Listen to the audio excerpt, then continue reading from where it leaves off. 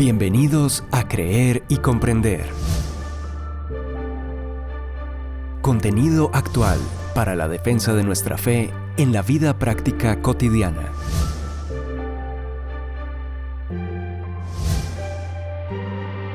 Un tiempo de aprendizaje junto al autor, conferencista y apologista Arturo Rojas. Iniciamos. Buen día a todos. En el podcast de esta semana abordaremos una actividad muy escasa en el mundo actual. Escasez que ha contribuido sin duda alguna a la desinformación que reina en esta época, ya llamada la era de la posverdad, y cuyos nefastos resultados son la polarización y la credulidad extrema, altiva y desafiante en que el mundo se encuentra sumido en todos los sentidos, y que se puede apreciar de manera palpable en Internet y en las redes sociales en general, a las que todo el mundo tiene acceso para gritar su opinión de manera vociferante, estridente y hasta vulgar y ofensiva, prescindiendo de toda reflexión y análisis juicioso, sino repitiendo más bien los lugares comunes y los memes que se difunden de manera viral y descalificando de paso de manera rotunda y final a quienes no están de acuerdo con ellos, sin argumentos de peso expuestos con mesura y cabeza fría.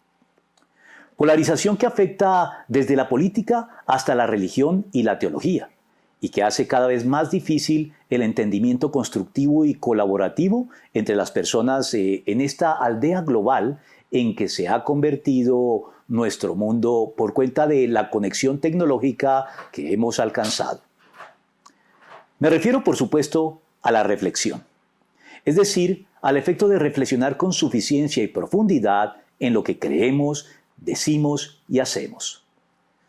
Se atribuye a Sócrates la máxima que dice: una vida sin reflexión no vale la pena ser vivida.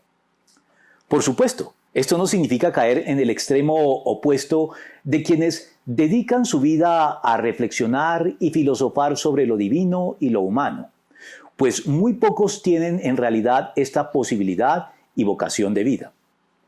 Además de que quedarse en la reflexión sin pasar a la acción también puede convertirse en un desorden psicológico al que el psiquiatra judío Viktor Frankl llamó hiperreflexión, es decir, reflexionar excesivamente en todo, de manera en muchos casos temerosa y sin tomar acciones consecuentes en ningún caso. Aquí sí, como lo dice esa otra máxima latina, primum vivere, deinde philosophari. Primero vivir, después filosofar. Así pues, alejándonos de los extremos al respecto, vamos a considerar hoy las bondades y beneficios de la reflexión, tal y como la Biblia nos exhorta a hacerlo. Comenzando por el consejo dado por el apóstol Pablo a su discípulo Timoteo, cuando le dice, en la segunda de las epístolas pastorales que le dirige: reflexiona en lo que te digo y el Señor te dará una mayor comprensión de todo esto. Segunda de Timoteo 2:7. La obligación de reflexionar con suficiencia sobre lo que creemos o se nos pide creer es un mandato bíblico que pasa por la lectura y repetición regular y frecuente de pasajes de las Escrituras. Una actividad menospreciada y hasta censurada en estos tiempos en que el aprendizaje repetitivo y de memoria está mandado a recoger, pues se considera antipedagógico. Pero no estamos hablando aquí de una repetición mecánica, puesto que la repetición no es mala si se hace de forma consciente y reflexiva, de modo que a fuerza de repetirlo terminemos creyéndolo, como de hecho lo ordenó Moisés. Grábense estas palabras en el corazón y en la mente. Átenlas en sus manos como un signo y llévenlas en sus frentes como una marca. Enséñenselas a sus hijos y repítanselas cuando estén en su casa y cuando anden por el camino, cuando se acuesten y cuando se levanten. Deuteronomio 11, 18 al 19. Y los judíos no son propiamente un pueblo irreflexivo, sino todo lo contrario. Y gracias, entre otras, a esta circunstancia, son una de las naciones más prósperas de la tierra. No se trata entonces de aprender versículos de memoria para recitarlos luego como loros, sin en realidad comprenderlos. Pero sea como fuere, la repetición es sin duda uno de los primeros medios para lograr reflexionar más a fondo sobre lo que ya sabemos y descubrir nuevas facetas y conexiones entre todo ello. Para confirmarlo, basta señalar que la Biblia nos exhorta a meditar en las Escrituras, pero no a la manera de la llamada meditación trascendental de las religiones del Lejano Oriente, en las que la meditación implica, presuntamente, no pensar en nada y repetir mantras incomprensibles. Pues en Israel la meditación era y sigue siendo un ejercicio muy diferente, ya que en el contexto bíblico meditar no consiste en dejar la mente en blanco, sino en repetir y reflexionar en algo tan a fondo que se refleje en nuestros actos de forma cada vez más natural y espontánea. A la manera, una vez más, de la instrucción dada por Dios a Josué. Recita siempre el libro de la ley y medita en él de día y de noche. Cumple con cuidado todo lo que en él está escrito. Así prosperarás y tendrás éxito. Josué 1:8. La muerte es también un buen consejero a la hora de motivarnos a la reflexión, o más exactamente, nuestra condición mortal. Uno de los ejemplos que ilustra los beneficios que la reflexión puede traer a nuestras vidas es precisamente las reflexiones que la experiencia de la muerte puede dejarnos al tener que vivir la partida de un ser querido, al punto que, paradójicamente, es justo la reflexión sobre la muerte la que puede cambiar de modo favorable nuestra perspectiva sobre la vida. Los sepelios o funerales, y mucho más creo yo, los debidos al coronavirus para quienes han tenido que padecerlos, son, sin embargo, con todo y su carga de dolor y sufrimiento, oportunidades de oro para la reflexión que nos iluminan y revelan aspectos fundamentales de la vida que bajo otras circunstancias nos costaría mucho más trabajo detenernos a descubrir y a considerar, reflexionando sobre ellos.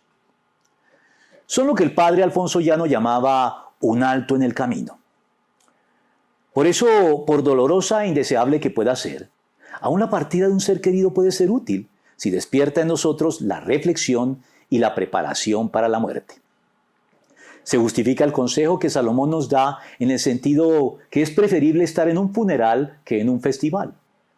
No solo por solidaridad con los dolientes, sino porque la utilidad personal que podemos obtener de un funeral y de la tristeza que lo acompaña con miras a una reflexión significativa es definitivamente mayor que la que obtenemos en un festival. Vale más el buen nombre que el buen perfume. Vale más el día en que se muere que el día en que se nace. Vale más ir a un funeral que a un festival, pues la muerte es el fin de todo hombre, y los que viven debieran tenerlo presente. Vale más llorar que reír, pues entristece el rostro, pero le hace bien al corazón. El sabio tiene presente la muerte, el necio solo piensa en la diversión. Eclesiastés 7, del 1 al 4. Hay una actividad adicional muy querida y necesaria para los cristianos que se ve bastante beneficiada por la reflexión. Me refiero a la adoración. Y este beneficio echa además por tierra un equivocado estereotipo que ha hecho carrera en el cristianismo popular de los sectores antiintelectualistas, pentecostales y carismáticos de la iglesia actual. Estereotipo que consiste en la creencia de que los creyentes que, en virtud de cultivar en su vida procesos reflexivos profundos y documentados, logran alcanzar niveles destacados de erudición y conocimiento bíblico y extrabíblico, se transforman en consecuencia en creyentes fríos y envanecidos que profesan una fe meramente intelectual y menosprecian entonces la práctica de la cálida adoración por considerarla algo reservado a los creyentes que no han alcanzado la comprensión que ellos ya tienen de los asuntos de su fe. Como si la reflexión o la intelectualidad reemplazara a la adoración y riñera necesariamente con la presunta sencillez que se requeriría para esta actividad tan propia del cristianismo, al punto de ser incompatibles entre sí. Bueno, casos sí se ven, pues también es cierto que, como lo dijo Pablo, el conocimiento envanece. Pero no se puede generalizar. Porque me temo que si así fuera, los grandes profetas nunca hubieran sido el ejemplo de adoradores que son para la iglesia actual. Puesto que, para no mencionar sino a uno de ellos, la Biblia nos informa lo siguiente sobre el profeta Daniel. Y es que ese hombre tiene una mente aguda, amplios conocimientos e inteligencia y capacidad para interpretar sueños, explicar misterios y resolver problemas difíciles. Llame usted a ese hombre y él le dirá lo que significa ese escrito. Se llama Daniel, aunque el padre de su majestad le puso por nombre Belsasar. Daniel 5:12. Evidentemente el profeta Daniel era un hombre reflexivo y erudito en muchos aspectos del conocimiento de la época, lo cual no le impidió nunca ser un ejemplo de un adorador consumado y proverbial, sino más bien lo incentivó a ello, de modo que podría decirse que al igual que el profeta, y gracias justamente a su conocimiento, el erudito puede llegar a ser un adorador más convencido, reflexivo y agradecido. Asimismo, no podemos obviar ni olvidar que la reflexión es una actividad crucial para llevar a cabo las acciones correctas en nuestro día a día. La historia está llena de sucesos lamentables que ocurrieron debido a la toma de decisiones apresuradas o poco ilustradas, bien intencionadas muchas de ellas tal vez, pero carentes de un satisfactorio proceso reflexivo previo que le hubiera permitido a su protagonista ver mejor las consecuencias de sus actos, evitando actuar de la manera en que lo hizo en su momento, para tener, en muchos casos, que arrepentirse en vista de los resultados. No pasemos por alto que en el Evangelio el Señor Jesucristo nos exhorta a la reflexión para la acción, cuando habla de calcular antes el costo de construir una torre o de ir a la guerra contra un ejército que nos duplica en número. Sobre todo en lo que tiene que ver con el costo del discipulado, algo en lo que muchos creyentes no reflexionan como es debido, solo para terminar abandonando la fe cuando se ven confrontados de frente y de manera inesperada con este costo. Por todo esto, podemos concluir que los procesos reflexivos profundos son algo inherente y necesario para la fe, no solo en sus aspectos doctrinales o teóricos, sino en especial para sus consecuentes efectos prácticos. De modo que podríamos resumirlo afirmando que la reflexión es un paso necesario antes y después de actuar para no incurrir en acciones que nos dejen frustrados y avergonzados. Debido a ello, la recomendación del profeta Ageo adquiere toda su vigencia. Así dice el Señor: reflexionen sobre su proceder. Ageo 1:7. En conclusión, antes de obrar debemos reflexionar para que nuestros proyectos de vida no se frustren ni se derrumben como torres sin futuro. Por otra parte, la reflexión también desempeña un papel tan importante en la oración, que es justamente esta la que marca la diferencia fundamental entre rezar y orar. En relación con esta actividad tan fundamental de la vida cristiana, el Señor Jesucristo nos dio la siguiente conocida instrucción: cuando oren, no sean como los hipócritas, porque a ellos les encanta orar de pie en las sinagogas y en las esquinas de las plazas para que la gente los vea. Les aseguro que ya han obtenido toda su recompensa. Pero tú, cuando te pongas a orar, entra en tu cuarto, cierra la puerta y ora a tu Padre que está en lo secreto. Así tu Padre, que ve lo que se hace en secreto, te recompensará. Y al orar no hablen solo por hablar, como lo hacen los gentiles, porque ellos se imaginan que serán escuchados por sus muchas palabras. No sean como ellos, porque su Padre sabe lo que ustedes necesitan antes de que se lo pidan. Ustedes deben orar así: Padre nuestro que estás en el cielo, santificado sea tu nombre. Venga tu reino. Hágase tu voluntad en la tierra como en el cielo. Danos hoy nuestro pan cotidiano. Perdónanos nuestras deudas como también nosotros hemos perdonado a nuestros deudores. Y no nos dejes caer en tentación, sino líbranos del maligno. Mateo 6, del 5 al 13.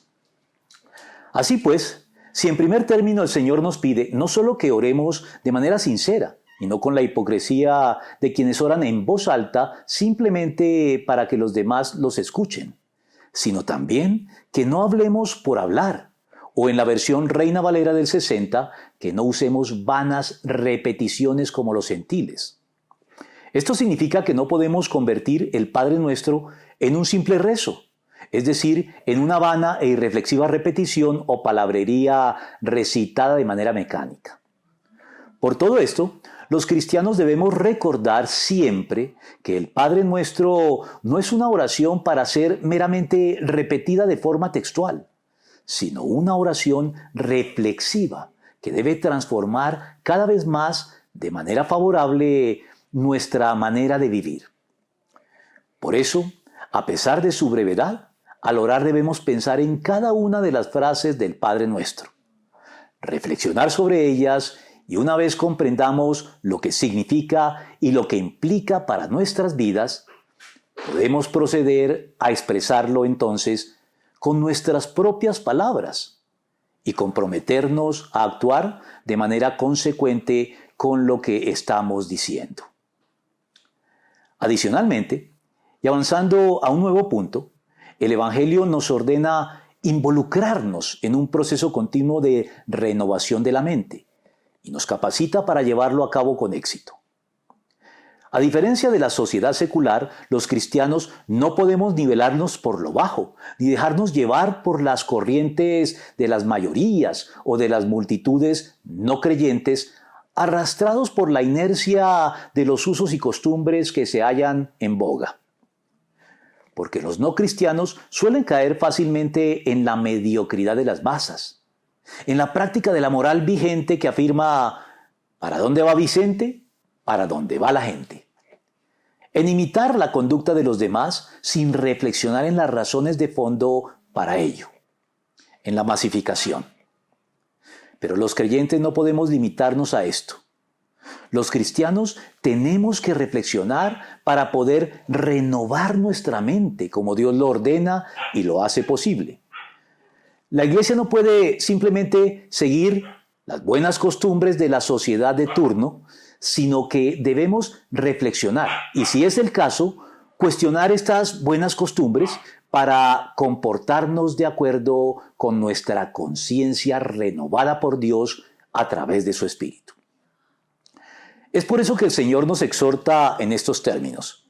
No se amolden al mundo actual, sino sean transformados mediante la renovación de su mente. Así podrán comprobar cuál es la voluntad de Dios, buena, agradable y perfecta. Romanos 12:2. Hay pues que estar sometiendo a prueba de manera reflexiva y a la luz de la Biblia iluminada por el Espíritu Santo lo que el mundo considera y quiere vendernos como lo normal.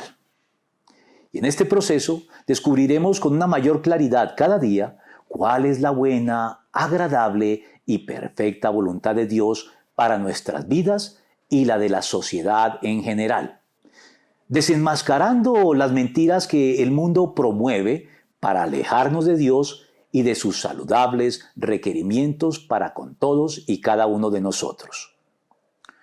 Justamente, uno de los patrimonios irrenunciables de la Reforma de la que somos herederos los cristianos evangélicos es lo que se conoce como la libertad de examen y de conciencia, por la cual se defiende el derecho de cada persona a examinar y evaluar por sí misma lo que se le pide creer y tomar al respecto una decisión informada y hacerlo por convicción y en conciencia y no por compulsión o imposición externa.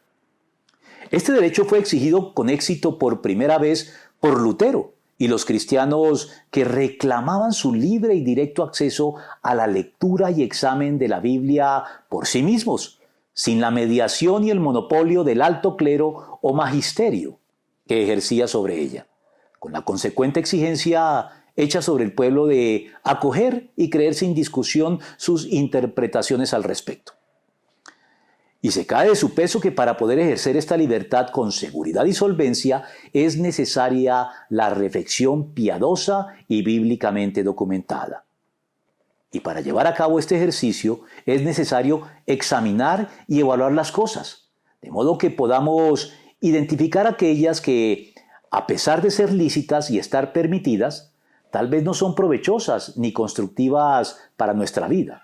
Así no sea más que por el hecho de que, siendo en principio buenas y permitidas, pueden llegar a ejercer dominios compulsivos y destructivos sobre nuestras vidas, como bien lo señala el apóstol Pablo. Todo me está permitido, pero no todo es para mi bien. Todo está permitido, pero no dejaré que nada me domine. Todo está permitido, pero no todo es provechoso. Todo está permitido, pero no todo es constructivo. Primera de Corintios 6:12 y 10:23. En razón de esto podemos afirmar que el cristiano no se limita a hacer lo que está permitido, sino que mediante la reflexión evalúa también si es provechoso y realmente constructivo. Y en este orden de ideas podemos concluir también que en el momento en que algo que está permitido comienza a dominar nuestra vida, se convierte en algo prohibido para nosotros. La reflexión es, por último, la única manera de combatir el tradicionalismo. Ese que se define como hacer las cosas de cierta manera debido a que así es como se ha hecho siempre. Ahora bien, la tradición, contrario a lo que muchos piensan, no fue condenada por Jesucristo, salvo en los casos en que reclamara más autoridad que la misma Biblia y pretendiera contradecir los mandatos bíblicos. Pero el tradicionalismo sí es malo, pues surge precisamente cuando obedecemos las reglas heredadas de la tradición sin reflexionar ya en su motivo o en su razón de ser.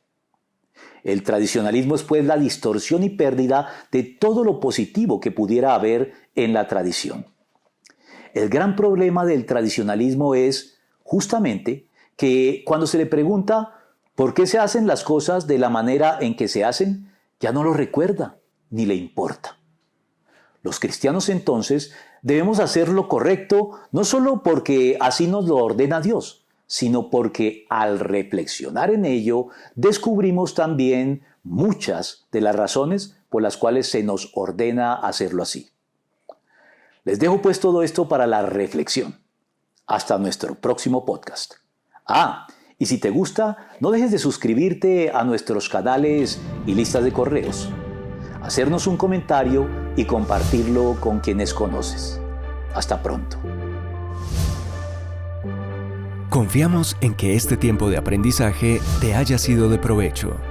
Te invitamos a compartirlo, suscribirte y seguirnos en nuestros canales digitales de Creer y Comprender.